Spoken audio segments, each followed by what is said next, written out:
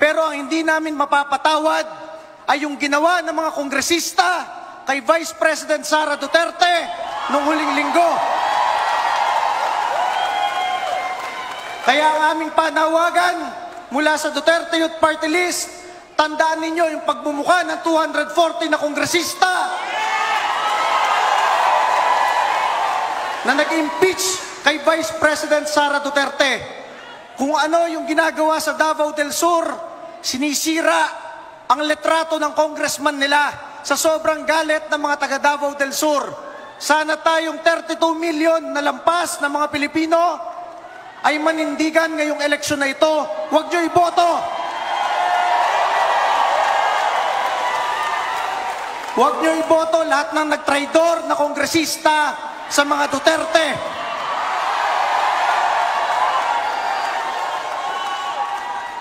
Ang Pangulong Duterte lamang at ang Vice President Sara Duterte ang nagpoprotekta sa ating lahat mula sa mga kriminal, drogista at terorista.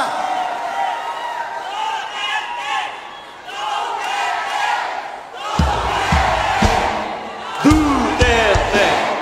Duterte! Duterte! Duterte! Kaya ang ating panawagan, kailangan protektahan natin ang Pangulong Rodrigo Duterte at ang ating Vice President Sara Duterte. At ngayong eleksyon na ito, lahat ng 240 na yan, kakampanyahin nating matalo sa kanilang mga distrito at probinsya. Tayong 32 million na Duterte supporters, unang-una, hindi na natin iboboto yung mga kinatawan na yan. At pangalawa, lahat ng mga neutral, ating mga kapitbahay, kababayan, kakampanyahin pa natin na huwag iboto yung mga traidor at walang utang na loob ng mga kongresista na yan. Baka hindi nila alam, si Rodrigo Duterte ay wala pang talo kahit kailan sa kanyang buhay.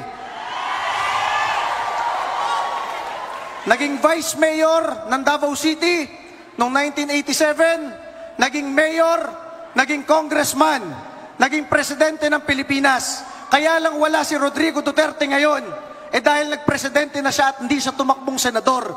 Pero kung akala nila, mahina na ang pamilya Duterte, nagkakamali sila dahil ang taong bayan ay puro Duterte supporters.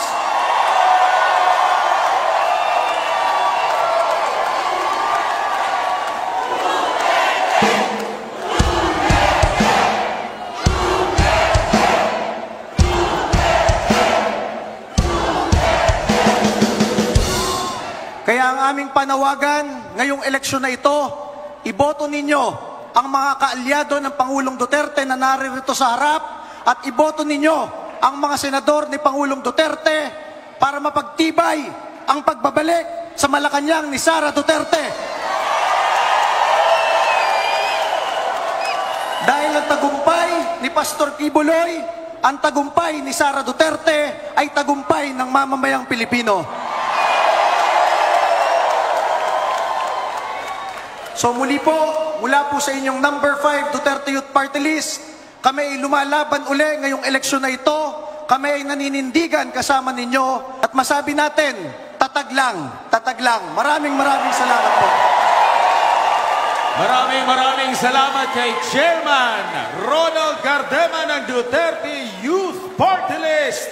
Isang malakas na palakpak naman dyan! At ang susunod naman na magbibigay po, mga kababayan, ang Chairman ng Duterte Youth Party List, Chairman Ronald Cardema.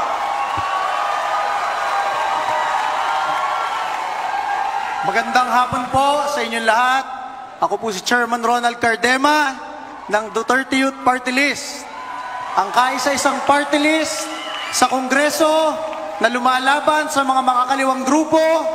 Ang kaisa-isang party list sa Kongreso na nagbabalik ng death penalty para sa mga kriminal, drogista at NPA na terorista. Ang kaisa-isang party list na nagtanggol kay Pangulong Rodrigo Duterte sa Kongreso. at sumama kay Vice President Sara Duterte sa Kongreso. At kung maaalala ninyo, sa 300 na kongresista ng bansa, isang Duterte Youth Party List sa aapat lamang na bumoto na ma-retain ang SMNI channel sa ating bansa. Ganun po ang aming paninindigan sa Duterte Youth Party List na kahit nag-aalisan na lahat ng kongresista, kami ay naninindigan para sa aming kaibigan, ang susunod na senador, number 53, Pastor Apollo Ibuloy. Please do not change channel because today we have on SMNI Exclusive one of our dear friend and very close friend, Yusek Ronald Giancarlo L. Cardema. Yusek Cardema, welcome to SMNI Exclusive. Maraming salamat po, Pastor.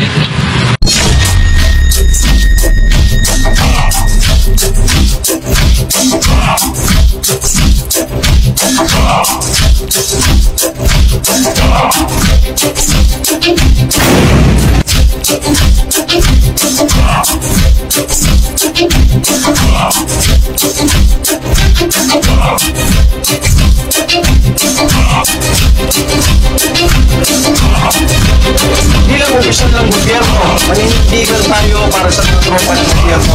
Ang tanong ko, sir, kahit kailan sa panununog ng LPA ng cell site, sa pagpatay nila, kailan nyo sila pinagdala?